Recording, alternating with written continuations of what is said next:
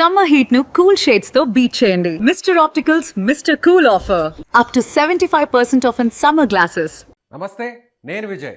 America అధ్యక్షుడు Donald Trump చేసినటువంటి comments చాలా తీవ్రమైనటువంటి పదజాలాన్ని ఉపయోగిస్తూ ఆయన ఒక పోస్ట్ చేశారు. హర్మూజ్ జలసంధిని ఓపెన్ చేయకపోతే ఇరాన్కు చుక్కలు చూపిస్తాం.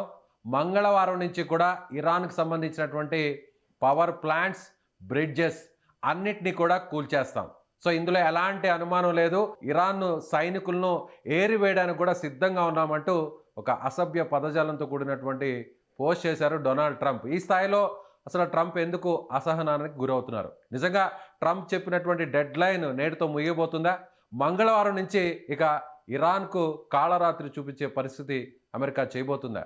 ఎస్, తెలుసుకుందాం. మనతో పాటున్నారు retired army officer major Srinivasarao garu. Srinivas గారు నమస్తే అండి. ఎస్ శ్రీనివాస్ గారు, ట్రంప్ స్టేట్మెంట్ చూస్తే సో ముందు పెద్ద ఎత్తున బేకర్ యుద్ధం జరగబోతుంది అనుకోవచ్చా?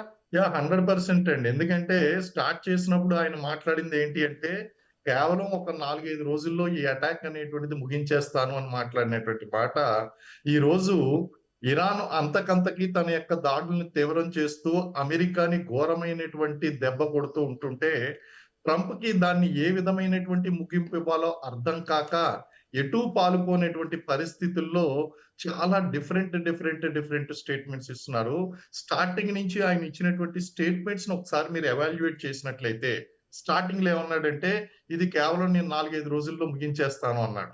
తర్వాత అనదర్ 1 వీక్ అన్నాడు. మేము చర్చలకు వాళ్ళు అడుగుతున్నారు, అయినా మేమే ఒప్పుకోవడం లేదు అన్నాడు.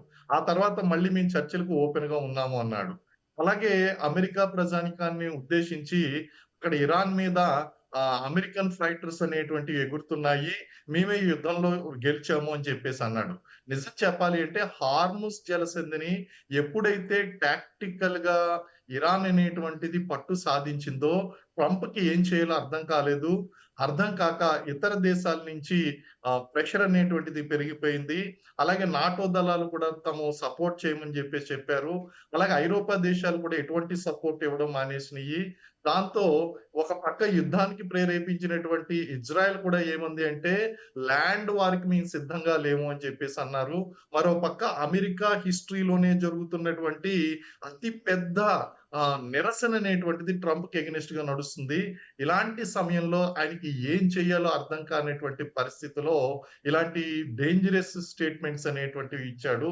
ఏమంటున్నాడు అంటే, ఎలాగన్నా సరే ఇరాన్ లో ఆ యొక్క పవర్ ప్లాంట్ల మీద, బ్రిడ్జెస్ మీద మేము దాడులు చేస్తామో, అక్కడ కనెక్షన్, కమ్యూనికేషన్ అండ్ ట్రాన్స్పోర్టేషన్ ఏదైతే ఉందో అది పూర్తిగా దిగ్బంధం చేస్తాము అనే విధంగా తీవ్రమైనటువంటి పదజాలాన్ని ఉపయోగిస్తూ ఆయన చేశాడు. అతను యుద్ధం అంటూ ప్రారంభించాడు కానీ ఒక గందరగోళమైనటువంటి పరిస్థితిలో ఉన్నాడు. కేవలం ఇరాన్ని తక్కువ అంచనా వేయడం వలన, అలాగే అక్కడ ఉన్నటువంటి స్ట్రాటజీని అర్థం చేసుకోలేకపోవడం వలన 5 రోజుల్లో ముగిస్తాము అనేటువంటి ఒక తప్పుడు అంచనా ఏదైతే ఉందో, ఆ తప్పుడు అంచనా వలన అమెరికాకి ఏమీ చేయలేనటువంటి పరిస్థితిలో ఉన్నాడండి ఆయన.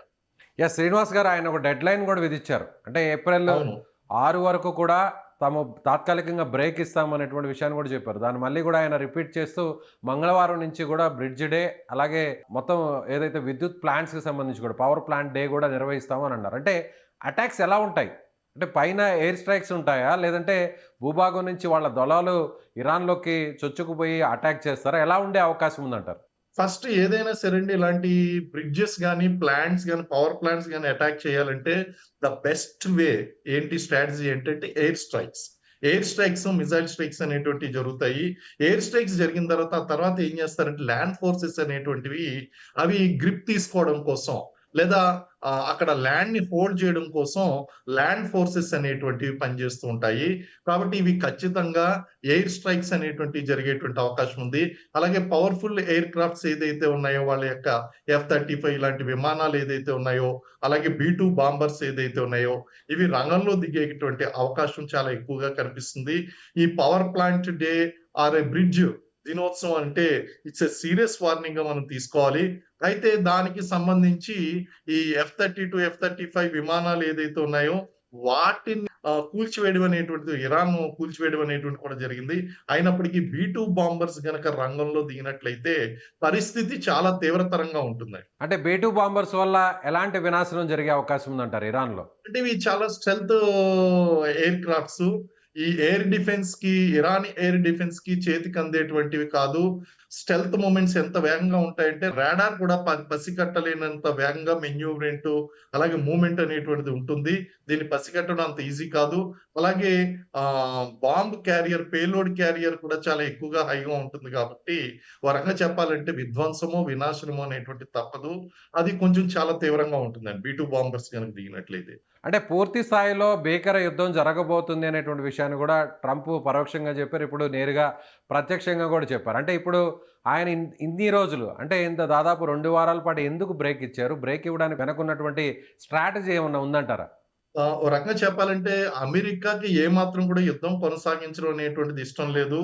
ఆ విధంగానే వాళ్ళు సమయం తీసుకున్నారు. రకరకాలైనటువంటి ప్రయత్నాలు చేశారండి. రకరకాల ప్రయత్నాలు చేశారు.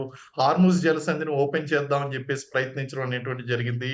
ఇవన్నీ జరిగినప్పటికీ కూడా ట్రంప్ యొక్క ప్రయత్నాలు ఏమీ కూడా ఫలించలేదు. భయపెట్టాలన్నా భయపెట్టడం సాధ్యం కాలేదు. బతిమాలుకోవాలన్నా వాళ్ళు దారికి రాలేదు. ఇంకా ఎటువంటి పరిస్థితి లేక ఇంకా తప్పనిసరి పరిస్థితిలో ట్రంప్‌కు ముందుకు వెళ్ళవలసినటువంటి పరిస్థితి.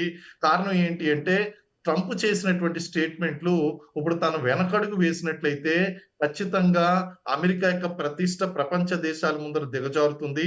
ముందుకు వెళ్ళినట్లయితే గనక అక్కడ లివింగ్ కాస్ట్ ఆఫ్ లివింగ్ అనేటువంటిది బాగా పెరిగిపోవడం వలన అక్కడ అమెరికాలో ఉన్నటువంటి యువతంతా కూడా ఆందోళనలు చేపడుతూ ఉన్నారండి. సో, అతనేమనుకున్నాడు అసలా? ఇరాన్‌లో ఉన్నటువంటి ప్రజలకు సివిల్ వార్‌కి పిలుపునిచ్చాడు. కానీ ఈరోజు ఎటువంటి పిలుపు ఇవ్వకుండానే ట్రంప్‌కి వ్యతిరేకంగా అమెరికాలో నిరసనలనేటువంటివి జరిగినాయి.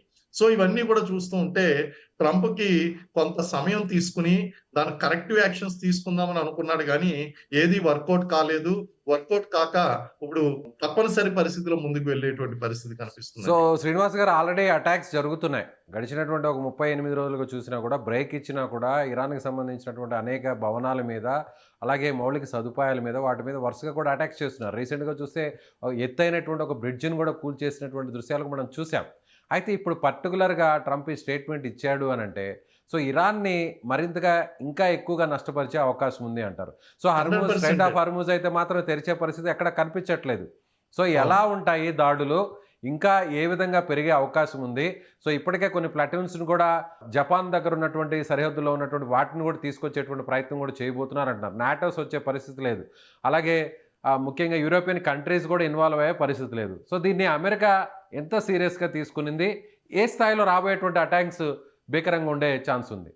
ఇప్పుడు కొలాటరల్ డ్యామేజ్‌కైతే ట్రంప్ వెళ్ళడం గ్యారంటీ అండి. ఇప్పుడు ఈ ఆయిల్ ఇన్‌స్టాలేషన్స్ ఏదైతే ఉన్నాయో, బ్రిడ్జెస్ కమ్యూనికేషన్ సిస్టమ్ ఏదైతే ఉందో వీటన్నిటి మీద డెఫినిట్‌గా అటాక్ చేయడం అనేటువంటిది జరుగుతుంది. అయితే దానికి కౌంటర్‌గా వీళ్ళు కూడా ఏం చేశారంటే కొన్ని ముఖ్యమైనటువంటి 8 నగరాల్లో, 8 ప్లేసెస్‌లో ఉన్నటువంటి వాటిని కూడా మేము అటాక్ చేస్తామని చెప్పారు. దానికి కౌంటర్‌గా అంటే వీళ్ళని అడ్డుకట్ట వేయడం కోసం ఫస్ట్ ఏంటి అంటే బహ్రెయిన్‌లో ఉన్నటువంటి 5థ్ ఫ్లీట్‌ని కంట్రోల్ చేయాలి అంటే గనక అక్కడకు వెళ్ళేటువంటి కమ్యూనికేషన్ బ్రిడ్జెస్ అనేటువంటివి డిస్ట్రాయ్ చేయాలి. నెక్స్ట్ అలాగే కొన్ని న్యూక్లియర్ ఇన్‌స్టాలేషన్స్, అలాగే అమెరికన్ ఎయిర్ బేసెస్ ఉన్నటువంటి ప్రాంతాల మీద కూడా అటాక్ చేయవలసినటువంటి అవసరం ఉంది. ఈ అటాక్స్ అనేటువంటివి ఖచ్చితంగా ఎయిర్ బేసెస్ నుంచే ఎయిర్ క్రాఫ్ట్స్ బయలుదేరతాయి. అలాగే ఎయిర్ క్రాఫ్ట్ క్యారియర్ నుంచి బయలుదేరతాయి కాబట్టి ముందస్తుగా ఇరాన్ వాటి మీద అటాక్ చేస్తుంది.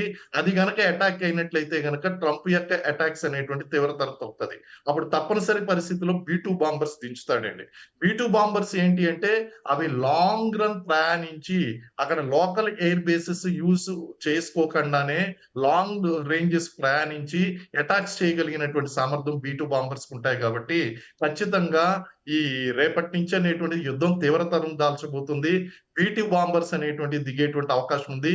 దానికంటే ముందుగానే ఇక్కడ ఎక్కడైతే కమ్యూనికేషన్స్‌ని, బ్రిడ్జెస్‌ని అలాగే పవర్ ప్లాంట్‌ని కొట్టడం ప్రారంభించాడో ఇరాన్ ఏం చేస్తుంది అంటే ముఖ్యమైన కువైట్ ప్రాంతంలోనో, UAEలోనో, బహ్రెయిన్‌లోనో ఉన్నటువంటి ఈ ఫోర్సెస్ ఎయిర్ బేసెస్ ఏదైతే ఉన్నాయో వాటిని అటాక్ చేయడానికి ట్రై చేస్తుందండి. అండ్ అది అటాక్ కూడా జరుగుతుంది. అది జరిగితేనే తప్ప యూఎస్‌ని నిర్వహించేటువంటి అవకాశం ఉండదు.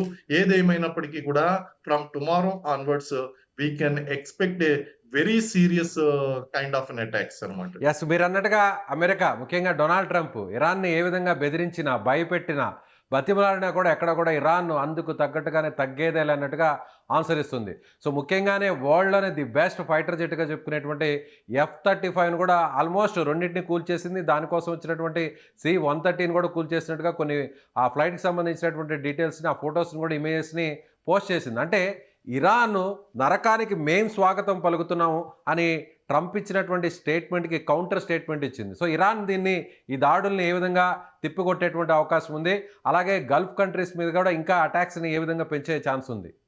ఖచ్చితంగా ఇప్పుడు వెల్కమ్ టు హెల్ అనేటువంటిది అంత ఇన్వైటింగ్ డైలాగ్ అయితే కాదు. దానికి ధీటైనటువంటి జవాబండి. ట్రంప్ ఎంత గట్టిగా మాట్లాడాడో అంతే గట్టిగా ఐఆర్జీసీ దళాలు వెల్కమ్ టు హెల్ అని చెప్పేయి అంటే వాళ్ళ ప్రిపరేషన్ వాళ్ళకు ఉన్నదండి. ఇప్పుడు నేను చెప్పినట్టుగా వాళ్ళు ఇమీడియట్ గా ఏం చేస్తారంటే ఎయిర్ బేసెస్ ని అటాక్ చేసేస్తారు. నెక్స్ట్ బహ్రెయిన్ లో ఉన్నటువంటి 5th ఫ్లీట్ ని కొడతారండి. 5th ఫ్లీట్ ని కొడతారు. ఆ తర్వాత ట్రంప్ ఎలాగా 3500 మందిని ల్యాండ్ ఫోర్సెస్ ని రెడీ చేశాడు. ఆ ల్యాండ్ ఫోర్సెస్ కి కౌంటర్ గా వీళ్ళు 10 లక్షల మంది సైన్యాన్ని దించుతామని చెప్పేసి ఐఆర్జీసీ దళాలు అనేవి పేర్కొన్నాయి. ఐఆర్జీసీ ఎందుకు వెల్కమ్ టు హెల్ అని చెప్పేసి అన్నది అంటే అక్కడ ఉన్నటువంటి ప్రతి గ్రౌండ్, ప్రతి బంకరు, ప్రతి ప్లేసు కూడా ఇది టెక్నాలజీకి అందని విధంగా కేవలం జీపీఎస్ ట్రాకర్ కి మాత్రమే అందుకుంచుకుని ఏదో శాటిలైట్ విజువల్స్ ద్వారా వాటిని తీసుకునేటువంటి పరిస్థితి లేదు. ల్యాండ్ ని యూజ్ చేయాలి అంటే గనక ఐఆర్జీసీ దళాలు యూజ్ చేసినంత ఘోరంగా లేదా ప్రతిభావంతంగా ఇంకెవరు కూడా యూజ్ చేసేటువంటి అవకాశం లేదండి. ఇక్కడ ఖచ్చితంగా ఇరాన్ ది పై చేయి అవుతుంది. కాకపోతే ఇరాన్ యొక్క స్ట్రాటజీ ఎలా ఉండాలి అంటే అది ఖచ్చితంగా B-2 బాంబర్స్ ని నిలువరించగలిగి ఉంటే, లేకపోతే F-35 ని నిలువరించగలిగితే దానిది పై చేయి అవుతుంది. లేకపోతే విధ్వంసం చాలా భారీ స్థాయిలో ఉంటుందండి. కాబట్టి ఇరాన్ ని కూడా మనం తక్కువ అంచనా వేయడానికి వీల్లేదు. వాళ్ళకి plan A, plan B, plan C అనేటువంటి అన్ని కూడా రెడీగా ఉన్నాయి.